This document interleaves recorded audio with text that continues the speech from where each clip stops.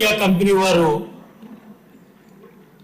భారతదేశం వచ్చి చిన్న చిన్న వ్యాపారాలు చేసి దేశాన్ని ఆక్రమించినట్లుగా కీర్తిశేషులు అడారి తులసీరావు గారు ఒక పాల సొసైటీ అధ్యక్షుడిగా వచ్చి ఈరోజు ఈ విశాఖ డైరీని సహకార వ్యవస్థ నుంచి తప్పించి కంపెనీ చట్టంలోకి మార్పు చేసి తర్వాత ఆయన చనిపోయిన తర్వాత ఆ చైర్మన్ గా వారి కుమారుడు ఇప్పుడు వైఎస్ఆర్సీపీ నాయకుడు అడారి ఆనంద్ గారు, వారి కుమార్తె డైరెక్టర్ గా ఈ అవినీతి సామ్రాజ్యాన్ని అద్దులు లేకుండా విస్తరింపజేసి కోట్ల రూపాయల డైరీ ఆస్తులు కొల్లగొట్టి కొన్ని వందల కోట్ల రూపాయల ఆస్తులు ఈ 3-4 స్టేట్లలో కూడా కొనుగోలు చేయటం జరిగింది అధ్యక్ష. దీనికి తోడు విశాఖ నగరంలో భూ కబ్జాదారులు, ఫోర్జరీ కేసుల్లో ఉన్నటువంటి మాజీ ఎంపీ ఎంబీవి మరియు అతని అన్ననాయుడు పార్ట్నరు జీవి, ఈ జీవి అనే వ్యక్తి ఈ విశాఖ డైరీకి ఆడిటర్ అధ్యక్ష. దయచేసి నేను కోరేది ఏంటంటే, ఈరోజు ఉత్తరాంధ్ర ప్రాంతంలో ఉన్నటువంటి 2.5 లక్షల పాడి రైతుల పొట్టగొట్టి వీళ్ళు వేల కోట్లు అర్జించిన మాట వాస్తవమా కాదని మీ ద్వారా మంత్రి గారిని అడుగుతున్నాను అధ్యక్ష. విశాఖ డైరీ నుంచి ప్రతిరోజు 30,000 లీటర్ల పాలు 10 సంవత్సరాలుగా హైదరాబాద్ లోని తులసీరావు గారి డైరీకి వారి బెనామీ అయిన బిఏ నాయుడు ఏజెన్సీ ద్వారా పంపుతున్నది వాస్తవమా కాదా? తద్వారా రోజుకి 10 లక్షల రూపాయలు సంవత్సరానికి 50 లక్షలు వీళ్ళు అర్జిస్తున్న మాట వాస్తవమా కాదా?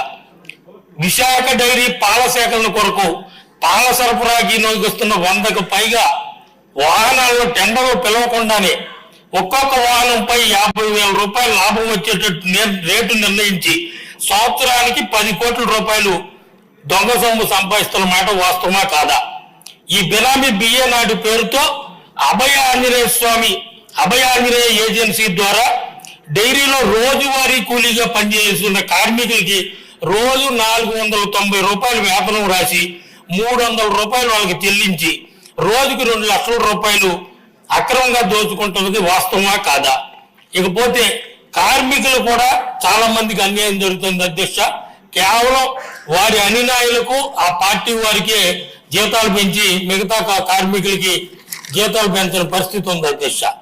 ఈ బిఏ నాయుడు అనే అతను విశాఖ డైరీలో పనిచేస్తున్న ఉద్యోగస్తులతో నిర్బంధంగా ఎల్ఐసి పాలసీలు చేయించి వారి జీతభత్యాల నుంచి మినహాయించిన సొమ్మును సంబంధిత సంస్థలకు చెల్లించే ప్రక్రియలో లక్షల రూపాయల కమిషన్ గా పొందుతున్నది వాస్తవమా కాదా? ఉద్యోగం సంక్షేమం పేరుతో వారికి చెల్లించే మొత్తాలను బ్యాంకుల్లో దీర్ఘకాలపు ఫిక్స్డ్ డిపాజిట్లు చేయించి తద్వారా నల్లధనాన్ని తెల్లధనంగా మార్చడానికి బ్యాంకుల నుండి కోట్ల రూపాయల రుణాలుగా పొందిన మాట వాస్తవమా కాదా? యలమంచిలో 3.2 ఎకరాల విలువైన భూమి విశాఖ డైరీ ఎంప్లాయీస్ బిల్డింగ్ సొసైటీలో 2 ఎకరాల్లో అపార్ట్మెంట్లు నిర్మించి 50 అపార్ట్మెంట్లు ఆళ్లే ఉంచుకుని మిగిలిన ఎకరం కుమారుడి పేరున రిజిస్టర్ చేయించిన మాట వాస్తవమా కాదా? విశాఖ డైరీ చైర్మన్ పదవిలో ముసుగులో వీరి కుటుంబ సభ్యులు మరియు బెనామీలు సంప్రదించిన ఆస్తులు అక్రమాస్తుల విలువ కొన్ని వందల కోట్లలో ఉంటుంది అధ్యక్ష. విశాఖపట్నంలో సుమారు ఒక 50 అపార్ట్మెంట్లు, ఏలూరులో 30 ఎకరాల చేపల చెరువులు, కొమ్మరపూడిలో 30 ఎకరాలు మరియు యలమంచిలో ఒక 80 ఎకరాల వ్యవసాయ భూమి సంపాదించేది వాస్తవమా కాదా?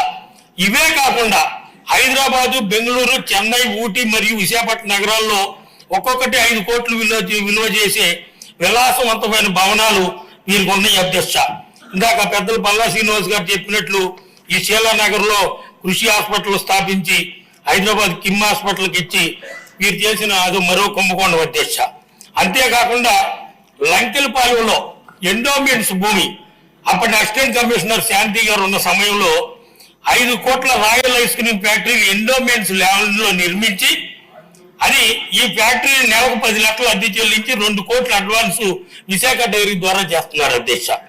Visakha dairy trust engineering college పేరు మీద యలమంచిల సమీపంలోని కొక్కిరాపల్లిలో సేకరించిన 18 ఎకరాల కాలేజ్ స్థాపించకుండా సుమారు 30 కోట్లు విలువ చేసి 18 ఎకరాల భూమిని మేనేజింగ్ ట్రస్టీగా తనకు తానే తన పేరును మరియు తన కొడుకు పేరును రిజిస్టర్ చేశారన్నది వాస్తవమా కాదా? ఈ మా దృష్టికి వచ్చిన అధ్యక్ష ఈ విశాఖ డైరీ ఒక్క నిమిషం సార్, ఈ విశాఖ డైరీలో జరిగిన కుంభకోణం జగన్మోహన్ రెడ్డి గారి ప్రభుత్వంలో ఇసుక మద్యం కుంభకోణం కన్నా ఈ పెద్ద కుంభకోణం అధ్యక్ష. ఇది మీకు కూడా తెలుసు అధ్యక్ష. ఇవన్నీ కూడాను. ఇకపోతే 1987 సంవత్సరంలో డైరీ డెవలప్మెంట్ కార్పొరేషన్ ద్వారా మన హరిలో వల్ల హెల్త్ సిటీలో 7 ఎకరాల 2 సెంట్లు ఇవ్వడం జరిగింది అధ్యక్ష. అది ఎందుకు ఇచ్చారంటే పాడి రైతులు ట్రైనింగ్ సెంటర్ కోసం, ఆటల సదుపాయం, గడ్డి పెంపకం కోసం. కానీ ఇప్పటికీ దానికోసం వాటలేదు వచ్చేది అధ్యక్ష. దయచేసి ఆ సుమారు 400 కోట్లు విలువ చేస్తుంది అధ్యక్ష ఆ 7.2 ఎకరాలు. అది ప్రభుత్వం వెంటనే హ్యాండ్ ఓవర్ చేసుకోవాలని నేను కోరేది. ఏంటంటే సిఐడి ద్వారా కానీ హౌస్ కమిటీ కానీ వేయాలని మీ ద్వారా నేను ప్రభుత్వాన్ని కోరుకుంటున్నాను అధ్యక్ష. ధన్యవాదాలు అధ్యక్ష.